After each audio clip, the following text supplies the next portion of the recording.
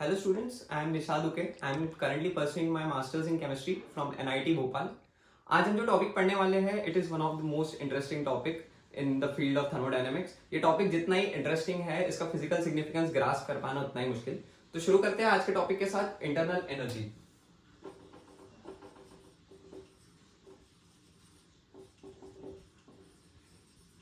Internal energy को capital you से denote किया जाता है and it is defined as sum of all the energies that are present in the system. Suppose करते हैं इस चीज को समझने की कोशिश करते हैं. मान लो हमारे पास एक सिस्टम है. ये सिस्टम मैं नहीं जानता कौन से स्टेट में, सॉलिड हो सकता है, लिक्विड हो सकता है, गैस हो सकता है, पर ये सिस्टम के बारे में एक चीज तो मैं सर्टेनिटी के साथ कह सकता हूँ कि ये सिस्टम एटम से बना होगा. ये सिस्टम में छोटे छोटे एटम्स प्रेजेंट होते हैं. और ये सिस्टम ना बच्चों बिल्कुल आपकी क्लास की तरह है. जैसे ही आपकी क्लास से कोई टीचर चला जाएगा, आप भी थोड़ी ना अपने बेंच पे कभी बैठे रहते हो. आप कहीं इस बेंच पे चले जाते हो, कभी उस बेंच पे चले जाते हो. ये एटम्स भी बिल्कुल ऐसे ही होते हैं. ये नॉर्मल 0 से 0 टेम्परेचर पे भी ये मोशन दिखाते हैं. कैसा टाइप का मोशन दिखाते हैं आओ समझने की कोशिश करते हैं. ये समझ लो मेरे पास एक ऑक्सीजन, डबल बॉन्डेड ऑक्सीजन का मॉलिक्यूल है. ऐसा दिखता है ऑक्सीजन का डायटोमिक मॉलिक्यूल. मान लो ये पेन है. ये पेन का जो एक कैप है, एक ऑक्सीजन मॉलिक्यूल है, और ये जो दूसरा एंड है यहाँ दूसरा ऑक्सीजन मॉलिक्यूल है. ये मॉलिक्यूल ऊपर चढ़ सकता है, नीचे जा सकता है, ये लेफ्ट को मूव कर सकता है, ये राइट को मूव कर सकता है. ये ऑक्सीजन मॉलिक्यूल ये आपकी तरफ आ सकता है, ये मेरी तरफ आ सकता है. कहने की बात ये कि ये एक्स, वाई और जी तीन कंपोनेंट्स पे ट्रांसलेशनल मोशन दिखा सकता है.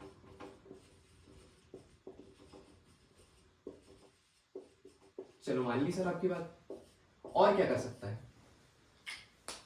ये हमारा ऑक्सीजन मॉलिक्यूल अभी ऐसा है, क्या ये ऐसे घूम नहीं सकता?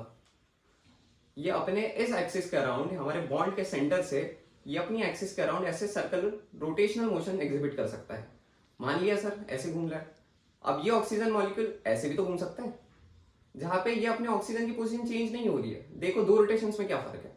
ये वाली रोटेशन में दोनों ऑक्सीजन अपनी जगह पे घूम रहे हैं, और ये वाली रोटेशन में हर ऑक्सीजन अपनी जगह चेंज कर रहा है.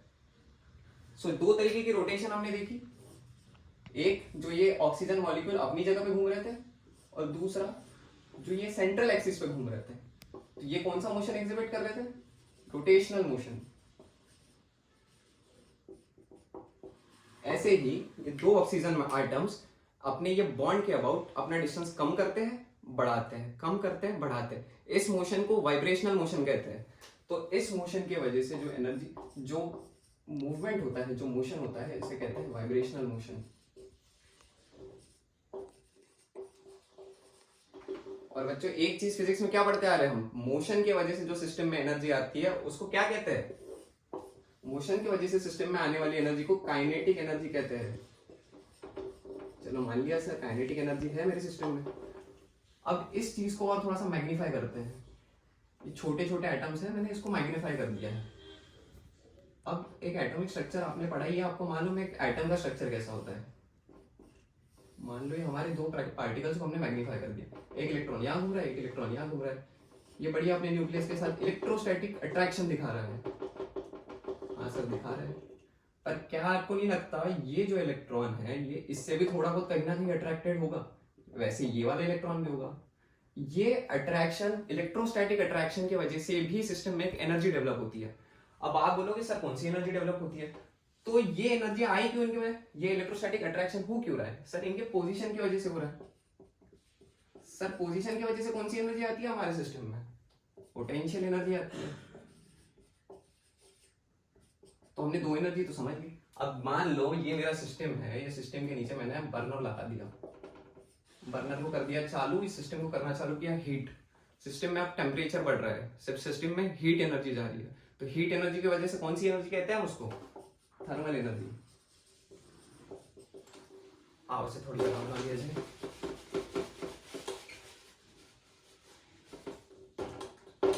तो हमने हमारे सिस्टम में होने वाली एनर्जीज कौन सी देखी अभी तक? काइनेटिक एनर्जी देखी, पोटेंशियल एनर्जी देखी, हमने थर्मल एनर्जी देखी.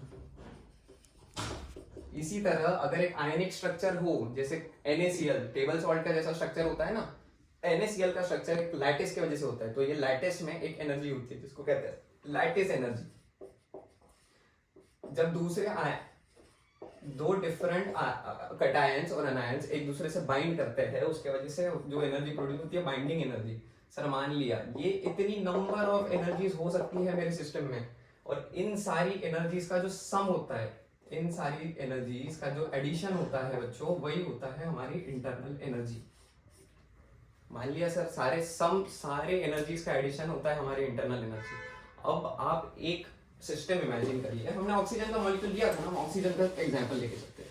मान लो मेरे पास मेरे सिस्टम में 1 मोल ऑफ ऑक्सीजन गैस है, 1 मोल ऑफ O2 गैस। तो सर 1 मोल मतलब कितने? सर 1 मोल मतलब 6.023 इंटू 10⁻23 मॉलिक्यूल्स। देख रहे हो फैक्टर कितना आ रहा है? 10⁻23 का फैक्टर आ रहा है। आपको क्या लगता है कि आप इतने मॉलिक्यूल्स का, हर एक मॉलिक्यूल की kinetic energy, thermal energy, potential energy क्या आप कैलकुलेट कर पाओगे? आप नहीं कर पाओगे। तो हम सर जब इंटरनल एनर्जी कैलकुलेट ही नहीं कर पाएंगे तो सर पढ़े क्यों? ये तो हमारे थर्मोडायनेमिक सिस्टम के बारे में कुछ बता ही नहीं पाएगा। नहीं बच्चों, ये हमारे सिस्टम के बारे में एक चीज जरूर बता पाएगा। इसे हम 2 केस से समझने की कोशिश करते हैं।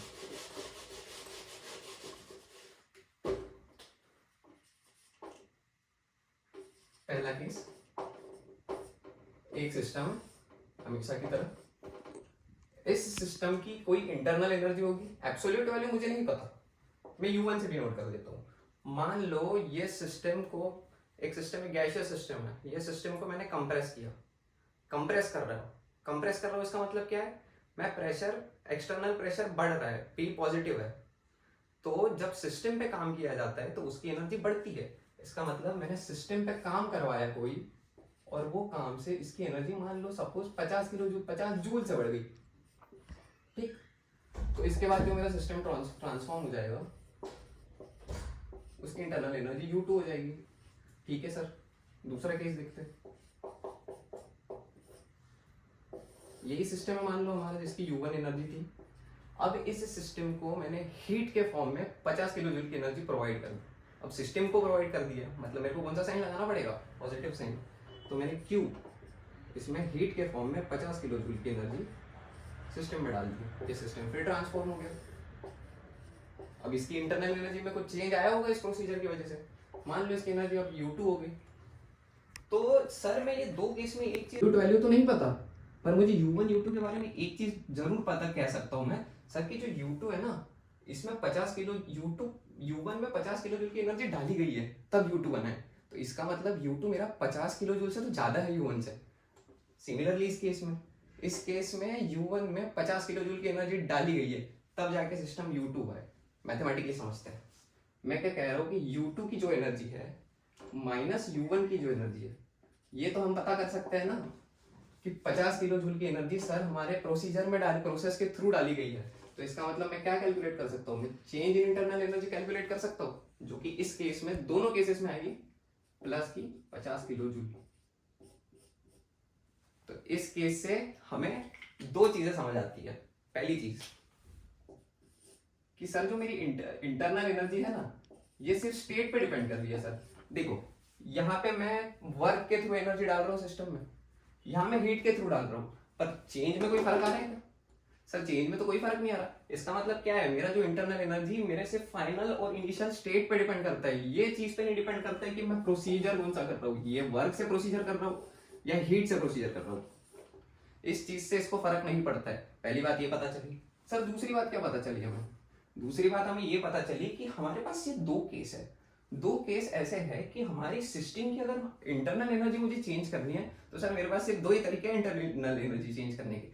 एक तो मेरे सिस्टम से कोई काम करवाऊं मैं, या तो मैं सिस्टम में हीट के तरह से किसी और तरीके से इसमें एनर्जी प्रोवाइड करूं, इसमें एनर्जी ऐड करूं। तो इसको हम एक केमिकल फॉर्मूले से कैसे लिख सकते हैं? मैंने क्या कहा है, जिसमें स्टेट कर रहा हूं कि change in internal energy can be brought about only by 2 procedures. First, कि आप सिस्टम से कोई काम करवा लो, वर्क, या सिस्टम में कोई हीट प्रोवाइड कर दो, कोई भी एनर्जी प्रोवाइड कर दो थ्रू अ प्रोसीजर, जो आगे आप समझेंगे एंथैल्पी के रूप में। तो सर इस चीज को ना मैं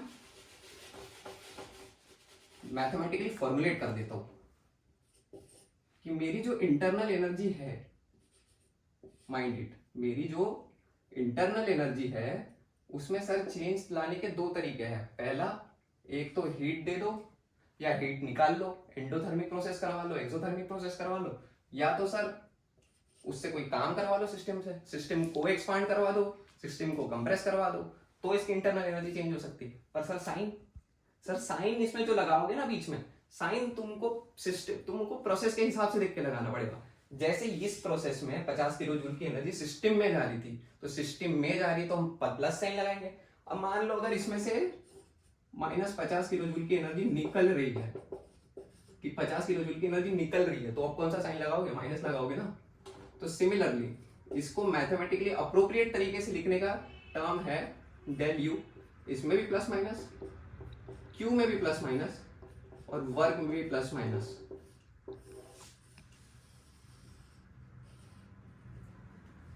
तो बच्चों, आपके आगे जो इक्वेशन देख रहे हो, यही तो है फर्स्ट लॉ ऑफ थर्मोडायनामिक्स।